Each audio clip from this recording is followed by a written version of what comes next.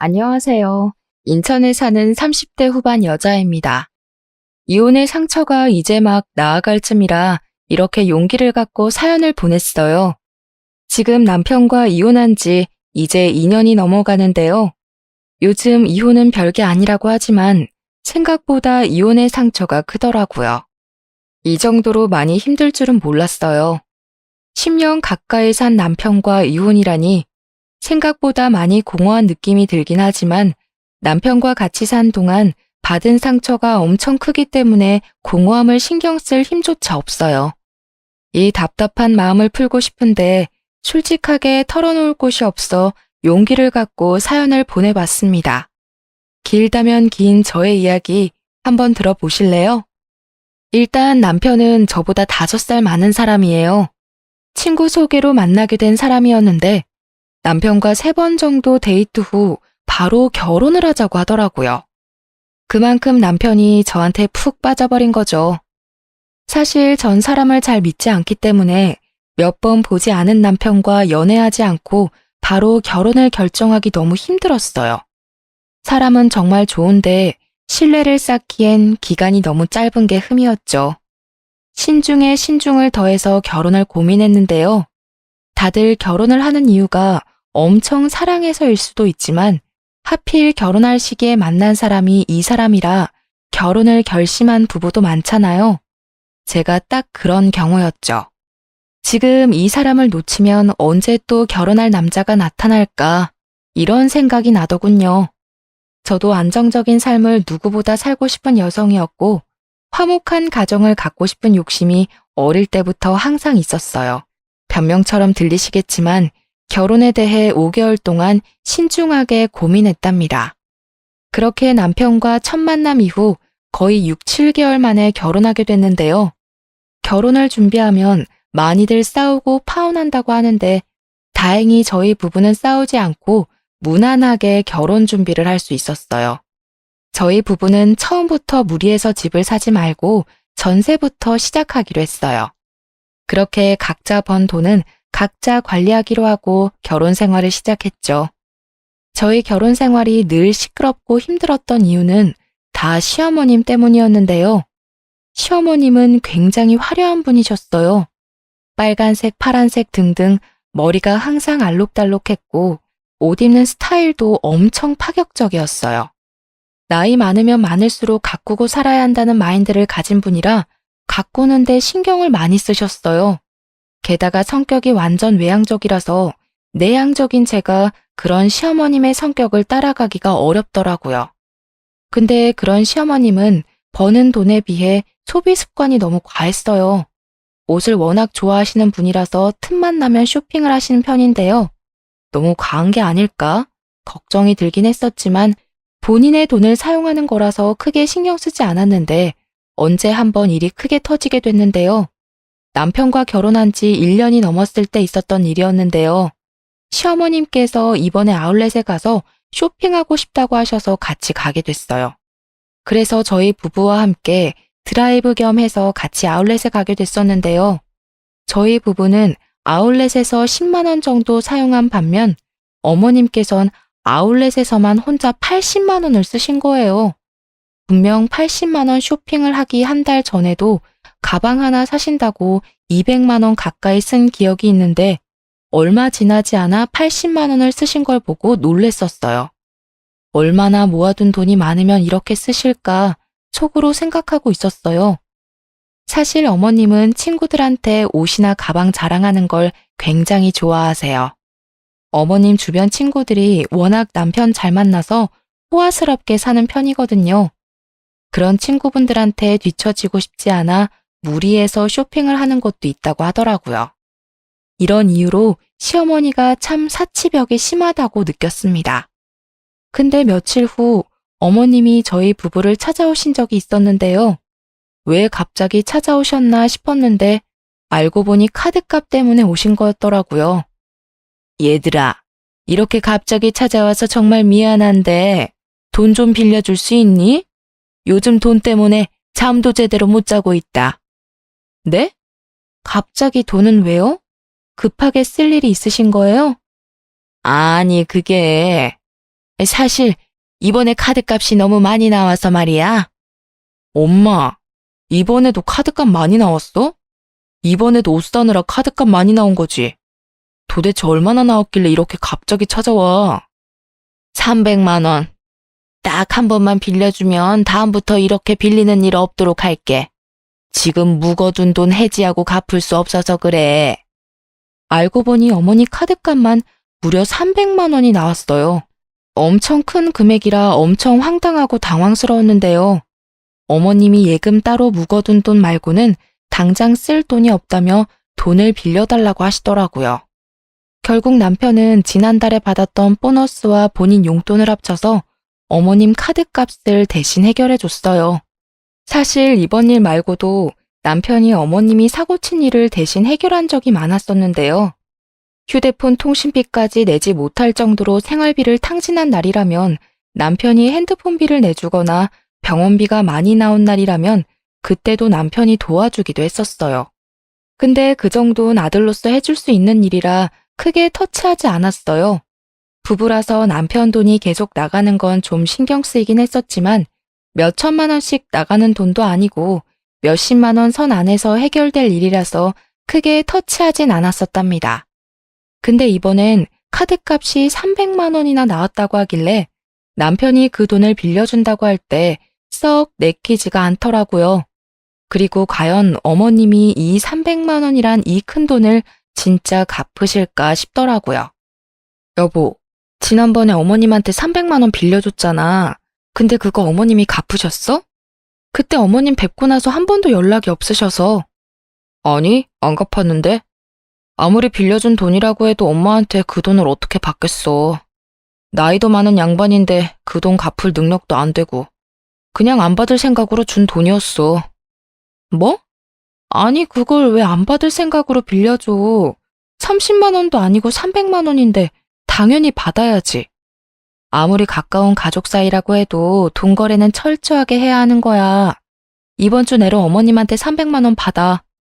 당신 도대체 왜 그래? 남도 아니고 엄마한테 300만 원쯤은 그냥 줄 수 있는 거잖아. 당신 돈 준 것도 아니고 내 돈 준 건데 왜 당신이 난리야? 뭐? 당신 말 그렇게밖에 못해? 나 당신 와이프야, 와이프. 아무리 우리가 돈 관리 각자 한다고 해도 우리 엄연히 부부야. 당신이 번 돈은 당신이 관리하는 거겠지만 우리가 각자 모아둔 돈은 나중에 우리가 늙었을 때 조금이나마 같이 편하게 살려고 준비하는 과정인 건데 이렇게 선 그으면 안 되지. 그럼 당신은 우리 엄마를 너무 남처럼 대하는 거 아니야? 당신 말대로 우리가 부부고 가족인 것처럼 우리 엄마도 우리 가족이야. 300만 원 정도는 한 번쯤 엄마한테 줄 수 있는 거라고는 생각 안 해봤어? 그 힘없는 우리 엄마한테 그렇게 돈을 받아내고 싶냐고. 힘 없다고? 그렇다면서 쇼핑을 3, 4시간씩이나 하셔? 어머님 한 달에 쇼핑값만 적어도 100만 원이 넘어. 당신도 알잖아, 어머님 집 상태. 방 3개 중에 2개가 다 옷방이야, 옷방. 그리고 나도 어머님한테 할 만큼 했어. 원래 어머님 단칸방에서 힘들게 산다고 해서 내 목돈으로 어머님 전셋집 해드렸어. 당신 그거 기억 안 나는 모양이야? 어머님께 잘한 사람을 굳이 따진다면 당신보다 나야, 알고나 말해. 사실 제가 결혼 전에 어머님 작은 전셋집 하나 해드렸습니다. 작은 단칸방에서 살고 계신다는 어머님을 보고 마음이 좋지 않았어요. 그래서 제 목돈 중 일부를 빼서 15평 정도 되는 전셋집으로 이사 갈 수 있게 도와드렸는데요. 남편은 그런 저의 공을 까먹었는지 본인이 어머님께 해드린 일만 생각하네요. 저의 말에 할 말을 잃은 남편은 결국 저한테 사과를 하더라고요. 그래서 남편은 결국 한 달에 50만 원씩 쪼개서 어머님께 돈을 돌려받았습니다. 남편은 본인이 그렇게 화낸 게 미안했는지 50만 원씩 받아낸 총 300만 원을 저에게 주더군요. 전 그 돈을 쓰지 않고 그대로 갖고 있었어요. 300만 원 일은 있고 남편과 해외여행을 다녀온 적이 있어요. 저희 부부는 신혼여행 이후로 제대로 된 여행을 다녀온 적이 없었기에 일주일 정도 동남아 여행을 가기로 했는데요. 처음엔 어머님과 같이 가려고 했었지만 남편이 먼저 이번엔 우리 둘만 가자고 하더군요. 저희 부부가 동남아 여행을 간다는 소식을 듣게 된 어머님은 면세점에서 선물 하나 사오라고 하셨어요. 그래서 여행을 즐기는 동안 어머님 선물 어떤 걸 사드릴까 고민하고 있었는데 때마침 면세점에 스카프가 있더라고요. 어머님이 평소 스카프를 자주 착용하셔서 10만 원대 스카프 하나 사기로 결정했어요. 여행을 다녀온 당일 어머님께 선물을 드리게 됐는데 어머님이 선물이 마음에 안 드는 눈치더라고요. 제가 사드린 스카프를 전혀 사용하지 않으셨고요. 그걸 받고 심드렁하더니 그 이후로 2주 넘게 삐져 있었어요. 어머님, 도대체 왜 그동안 저희 연락 안 받으셨어요? 연락 안 받을 수도 있지, 왜 그러니? 무슨 일 때문에 왔는데? 어머님이 하도 연락을 안 받으시니까 무슨 일 있는 줄 알고 직접 찾아왔어요. 그동안 무슨 일 있으셨어요? 그래, 이왕 이렇게 말 나온 김에 솔직하게 말할게. 너희 이번 여행 다녀왔을 때 내가 선물 하나 사오라고 했었지? 근데 어떻게 고작 스카프 하나 달랑 사올 수가 있니? 어머님 평소에 스카프 좋아하시니까 취향 생각해서 사온 거였어요. 스카프 마음에 안 드셨어요? 누가 요즘 면세점에서 스카프만 사니? 다른 집 며느리는 여행 다녀오면 시엄마 생각해서 명품백이나 비싼 화장품 세트 같은 거 사서 준다고 하던데 너는 고작 스카프만 사오니? 주변 친구들한테 창피해서 자랑도 못했어. 어머님이 충분히 서운하실 수 있는 부분이겠지만 저희 어머님 명품백 사드리려고 여행 간 거 아니었어요. 그리고 명품백이 1, 20만 원 하는 물건도 아니고 적어도 2, 300만 원은 거뜬히 깨지는 건데 저희가 그것까지 사드릴 돈이 없었어요. 여행 갈 돈은 있고 이 시엠이 가방 하나 살 돈은 없다는 게 말이 안 되잖아. 정말 실망이다 실망이야. 생각보다 어머님의 삐짐이 오래 갔었어요. 저한테 본인 잔심부름을 시키는 것은 물론이고 제가 다니고 있는 회사 앞에 갑자기 찾아와서 5만 원, 10만 원씩 용돈을 가져간 적이 한두 번이 아니에요. 말도 없이 회사 앞까지 찾아오실 분이 전혀 아니신데 이번 일로 복수라도 하고 싶은 것인지 수시로 그러시더라고요. 예전에 남편이 시어머님께 빌려준 300만 원을 저한테 준 적이 있었잖아요. 그 돈을 그동안 쓰지 않고 갖고 있었던 게 천만 다행이었어요. 그 돈으로 결국 어머님 명품 가방 하나 사드렸습니다. 아무리 남편이 저한테 준 돈이지만 그래도 남편한테 미리 말하고 가방 하나 사드렸어요. 남편은 고맙다고 절 안아주더라고요. 이런 철없는 시어머님 때문에 하루에 수십 번은 천국과 지옥을 오고 갈 때가 많아요. 저에게 가방을 선물 받은 어머님께선 동창 모임에 가서 가방 자랑을 엄청 했다고 들었어요. 우리 며느리가 사줬다면서요. 그래도 그 말을 들으니 기분은 좋았네요. 그런데 제가 이혼을 결정하게 된 큰 대형 사고가 터졌었는데요. 어머님께선 동네 아주머니 두세 분과 자주 놀러 다니는 편이셨어요. 주로 꽃구경을 가거나 함께 카페를 다니셨어요. 카페에서 3, 4시간씩 수다를 떨 정도로 가까운 사이 같더라고요. 그런데 언제부터 동네 아주버님들과 같이 나이트를 다니기 시작하셨어요. 아무리 흥이 넘치고 화려한 걸 좋아하신다고 해도 나이트를 다니시던 분들이 절대 아니었어요. 흥을 풀기 위해 노래방에서 한두 시간 노래 정도 부르는 정도였지 나이트에 가는 편은 아니었는데요. 나이트를 다닌다고 들었지만 전 크게 반대를 하지 않았어요. 아버님과 사별한 지 꽤 되셨기에 적적하시니까 다니는 거겠지 라고 대수롭지 않게 넘겼고 남편도 크게 반대하지는 않았어요. 처음엔 일주일에 한 번 정도 가시는 것 같더니만 어느 순간 일주일에 두세 번은 가는 것 같더라고요. 그래서 너무 다니는 거 아닌가 싶었는데 오히려 어머님은 나이트만 다녀오면 스트레스가 풀린다고 너무 좋아하셨어요. 나이트에 다니고 나서부터 쇼핑하는 횟수가 의외로 줄기도 해서 차라리 다행이다 싶었죠. 근데 언제 한번 어머님께서 연애를 한다고 말씀하셨었는데요. 어머님이 아버님과 사별하고 나서 단 한 번도 연애를 한 적이 없었어요. 재혼할 생각도 전혀 없다고 말씀하신 분이라 그런 어머님께서 연애를 시작하셨다 해서 깜짝 놀랐는데요. 얘들아, 나 요즘 만나는 남자 한 명 있어. 너희들한테 이걸 말해야 하나 고민 많이 했는데 만나다 보니 이 남자 좀 괜찮은 것 같아서 너네한테도 솔직하게 말해야겠구나. 어머님, 너무 축하드려요. 어떤 분이세요? 어서 말해주세요. 나이트에서 만난 남자이긴 한데 그 사람도 와이프랑 사별한 남자더라고. 그 후로 여자를 만날 생각 전혀 없었는데 이번에 처음으로 날 좋아하게 됐다네. 에휴, 참 부끄럽다. 너희들은 내가 연애해도 괜찮겠니? 당연하죠.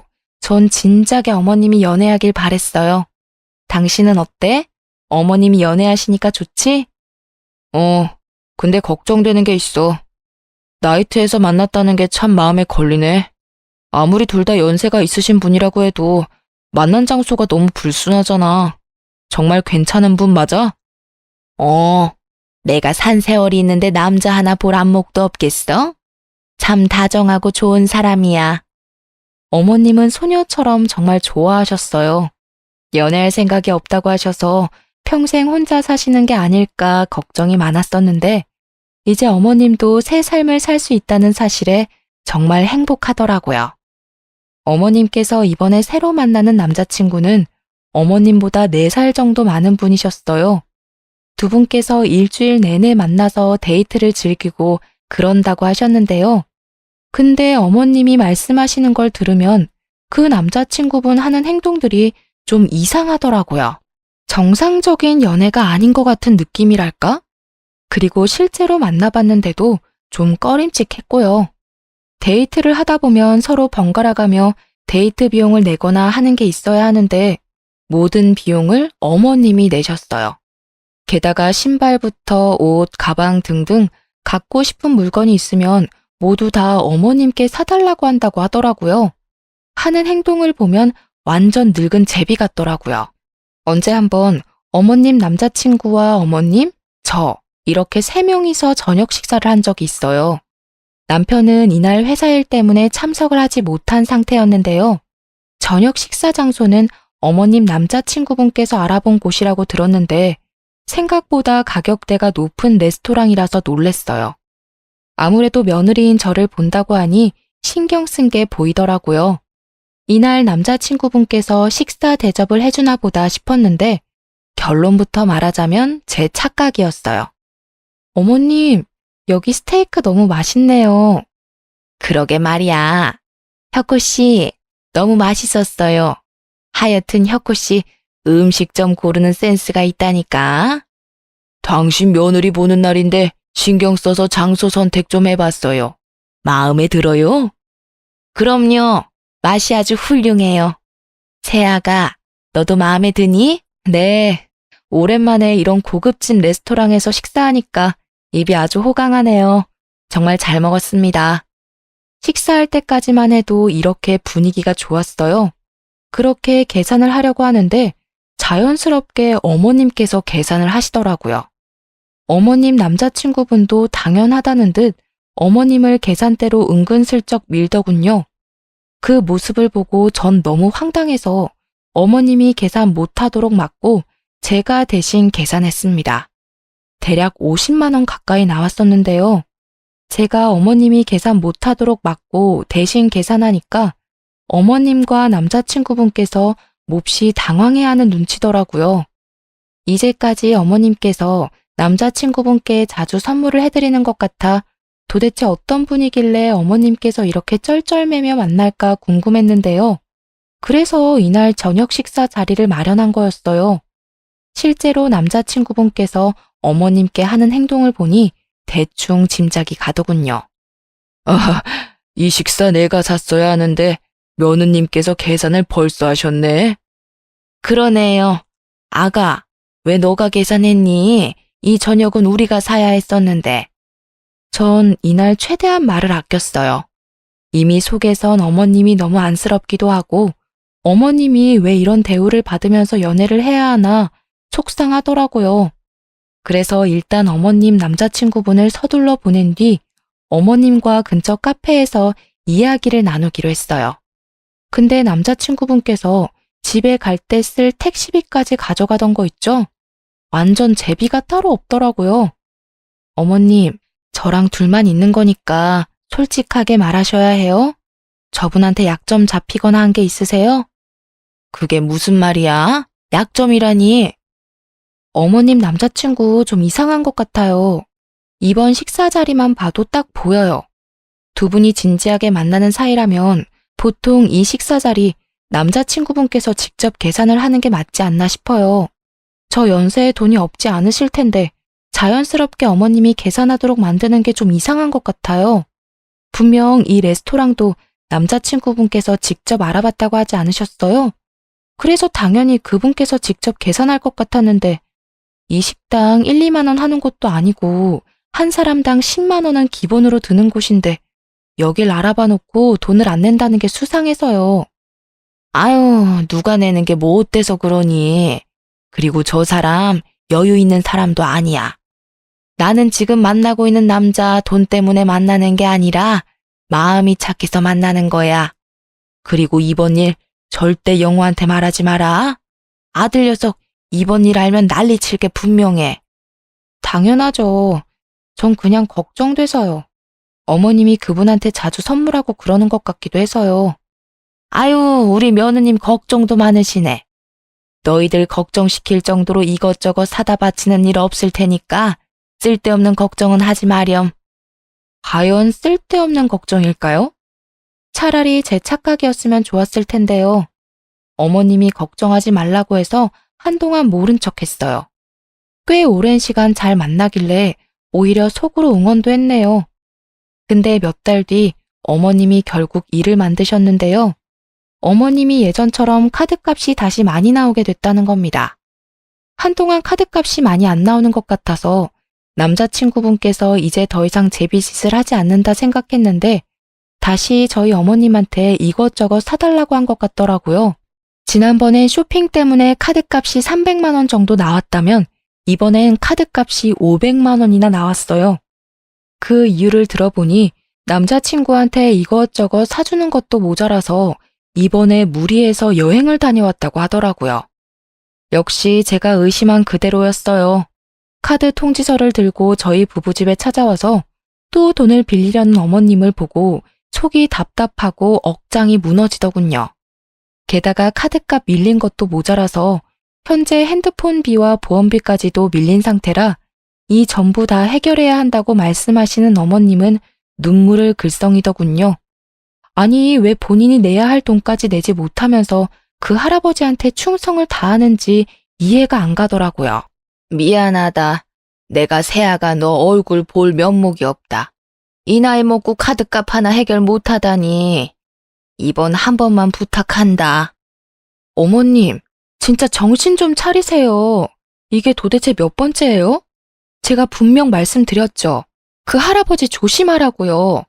근데 어머님이 그러셨잖아요. 걱정하지 않아도 좋다고. 근데 이게 무슨 짓이세요? 네? 화내지 말고 제발 한 번만 부탁할게.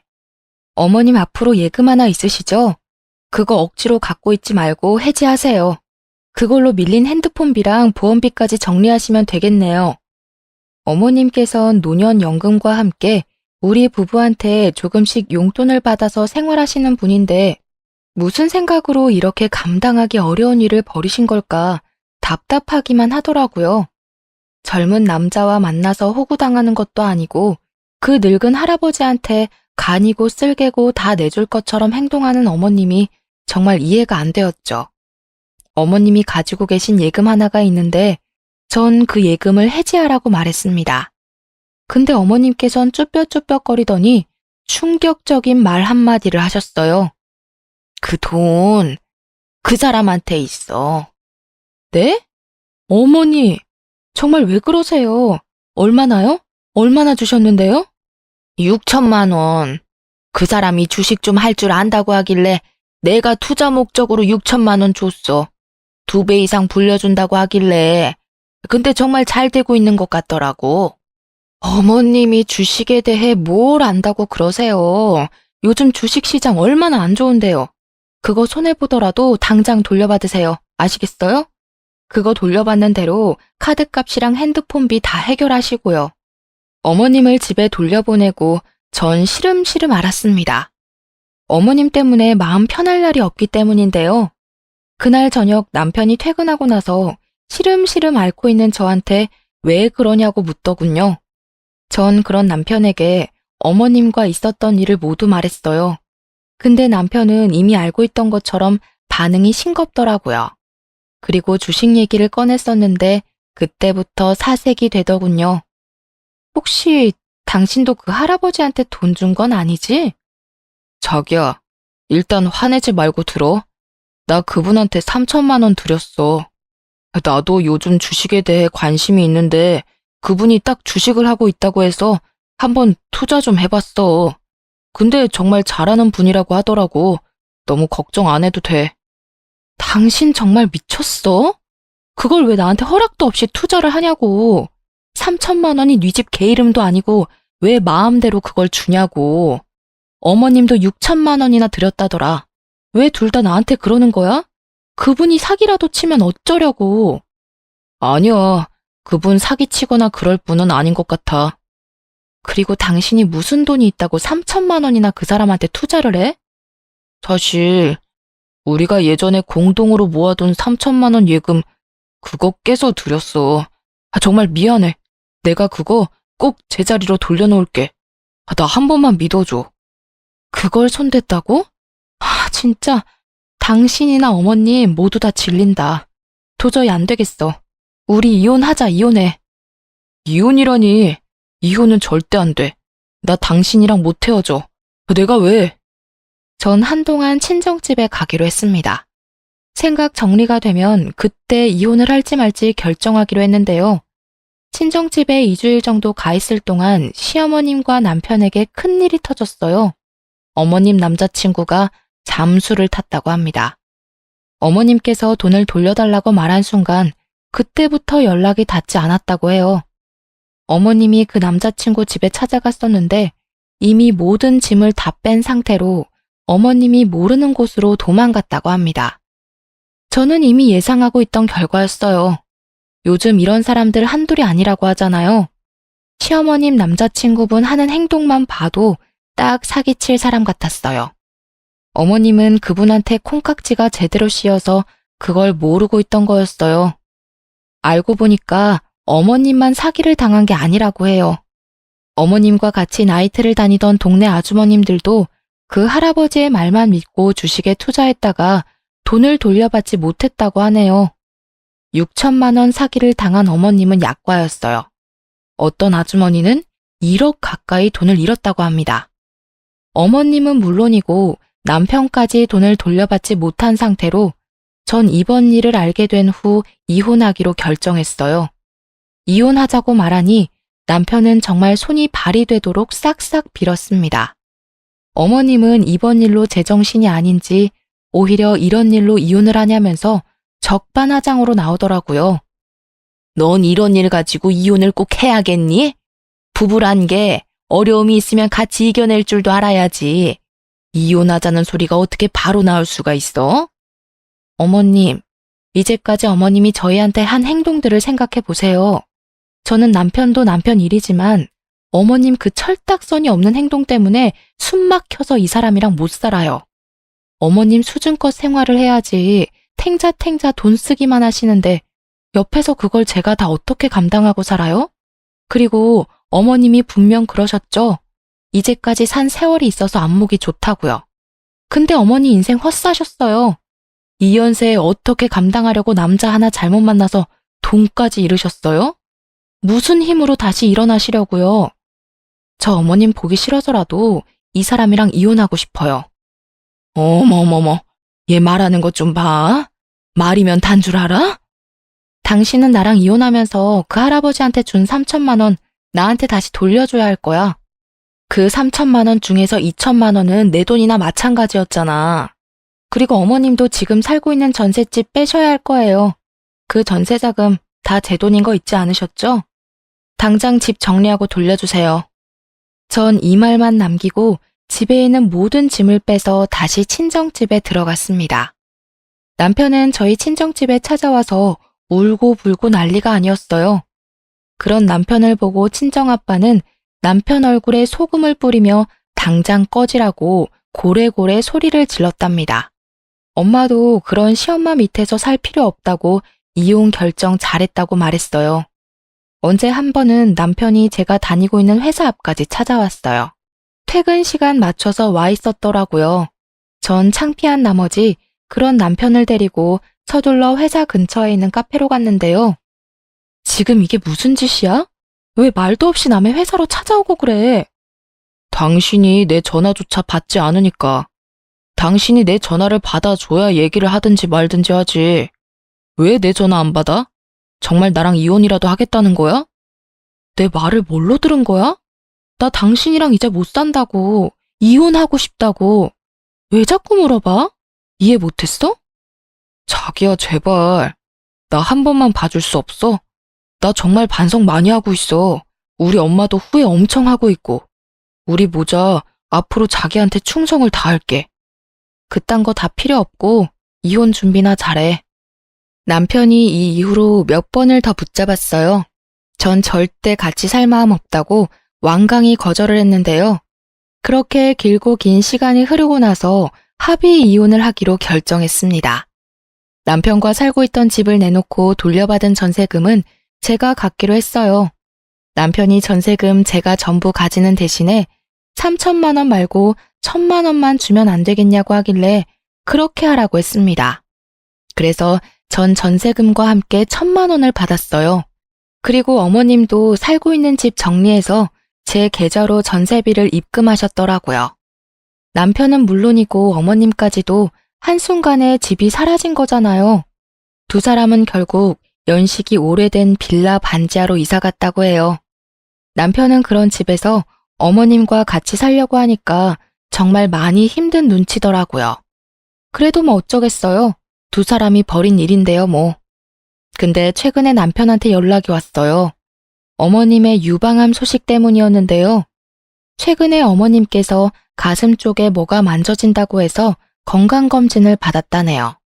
검사 결과 유방암 진단을 받았답니다.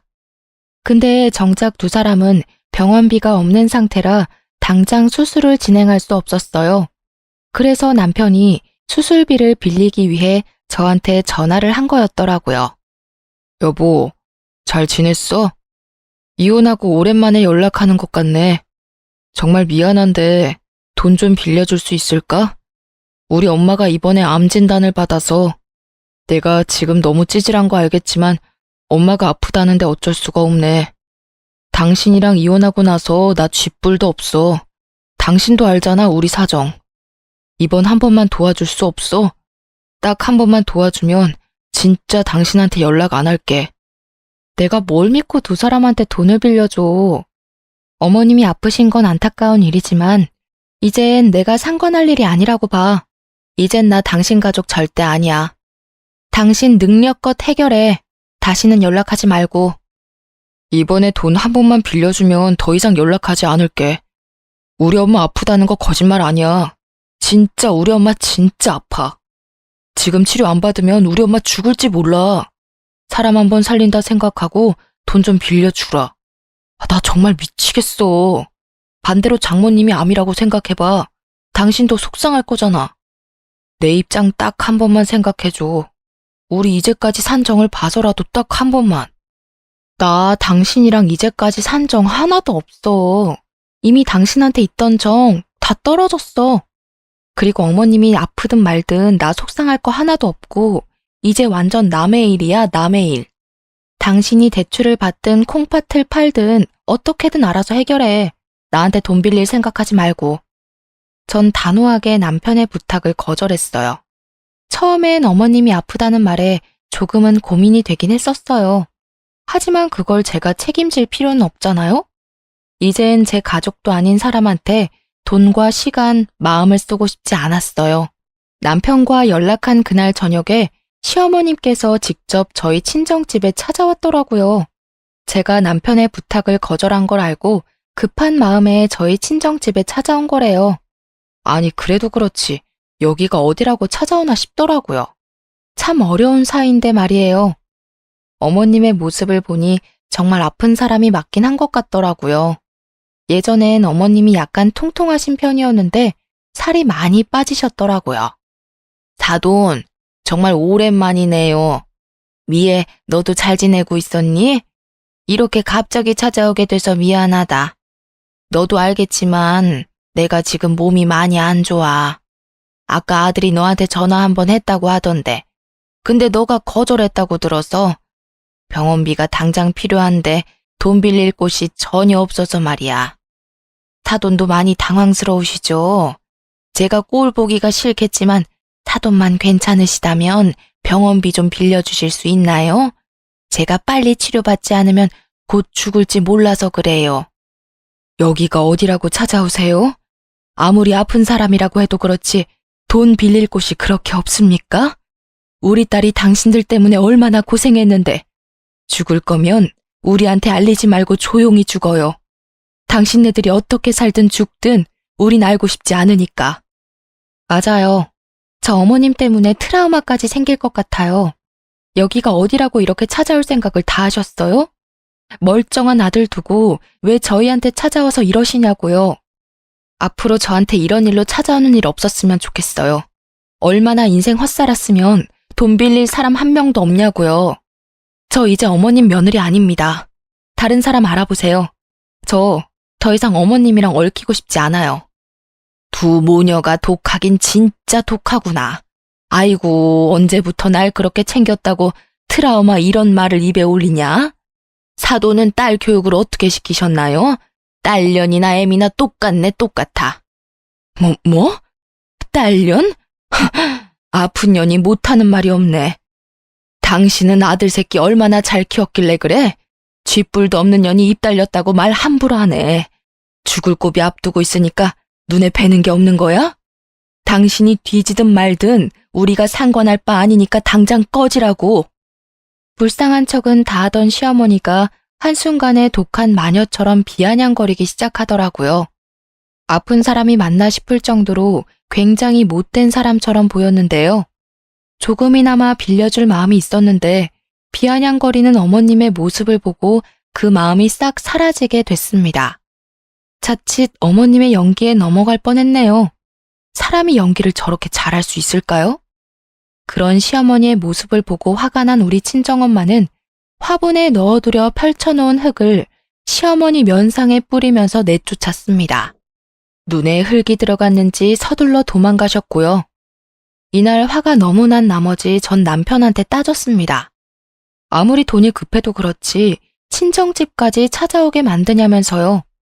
남편은 어머님이 저희 친정집에 찾아온 걸 모르고 있던 눈치였어요. 어머님이 왜 구걸까지 하게 만드냐 물었더니 남편이 회사를 그만뒀기 때문이래요. 남편이 솔직하게 말하더군요. 본인이 명예퇴직을 당해서 돈을 구할 데가 없기 때문이었어요. 명예퇴직을 당했다니? 그게 무슨 말이야? 사실 내가 당신이랑 이혼하고 나서 너무 힘들었거든. 그래서 술 마시는 일이 많았었는데 언제 한번 술 먹고 부장한테 전화해서 술주정 좀 했거든.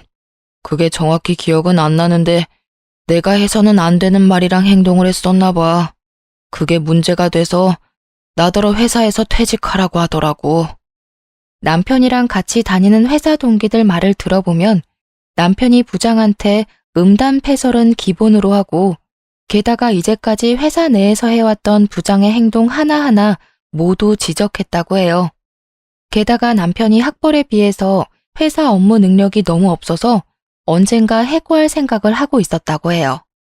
근데 때마침 부장한테 그런 몰상식한 행동을 하는 바람에 해고를 당하게 된 거였죠. 회사에서 나름 힘이 있는 부장은 그런 남편을 회사 그만두게 만들었다네요. 이제 막 40대가 된 사람이 명예퇴직을 당한다는 게 말이 안 되잖아요. 그냥 해고를 당한 거나 마찬가지인데요. 남편은 지금까지도 직장을 제대로 구하지 못한 상태라고 합니다. 저와 이혼한 것도 있지만 동시에 해고까지 당하게 돼서 그 충격에 매일매일 술을 마시고 있다고 해요. 어머니 생각해서라도 하루라도 빨리 일을 구해야 하는데 남편은 그런 생각할 힘조차 없는 것 같아요. 어머님은 수술을 잘 받았는지 안 받았는지는 그 이후로 물어보지 않았어요. 아마 치료를 제대로 받지 못하고 있을 겁니다. 남편이 돈도 벌지 않고 술만 마시고 있으니까요. 그런 두 모자를 보고 있으니 속이 다 후련하고 몸과 마음이 가벼워진 것만 같아요. 돈 문제로 사람 속 썩이던 두 사람한테 벗어났다는 생각에 정말 하루하루가 행복해요. 전 남편과 이혼하고 나서 현재 직장에 열심히 다니면서 돈을 차곡차곡 모으고 있어요. 조만간 제 이름을 걸고 가게 하나 차릴 예정이에요. 부모님이 예전부터 음식점을 운영하고 싶어 하셨어요. 저도 그러고 싶어서 부모님과 함께 가게 오픈 예정이에요. 만약 이 사람과 저 사이에 아이가 있었더라면 이혼하는 게 어려웠을 거예요. 아이가 있는 부부는 이혼하는 게 참 어렵다고 하잖아요. 다행히 저와 남편은 아이 계획이 전혀 없던 사람이었어요. 만약 한 사람이라도 아이를 원했었더라면 지금 현재 저의 모습은 어땠을지 궁금하네요. 주변 친구들도 시부모님 잘못 만나서 엄청 고생하고 있거든요. 근데 그 친구들은 모두 아이가 있어서 섣불리 이혼을 하지 못한다고 해요. 결혼하기 전까지만 해도 시댁 때문에 왜 힘들어할까 상상이 안 갔었어요. 두 사람이 좋으면 그만이지 않나? 그런 생각을 했었는데 사랑 하나로 결혼할 순 없더라고요. 결혼 생활을 유지한다는 게 참 쉬운 일만은 아닌 것 같아요. 아무리 내가 잘한다고 해도 남편이나 시댁 식구 한 명이라도 내게 못한다면 결혼 생활 한순간에 무너지는 것 같아요.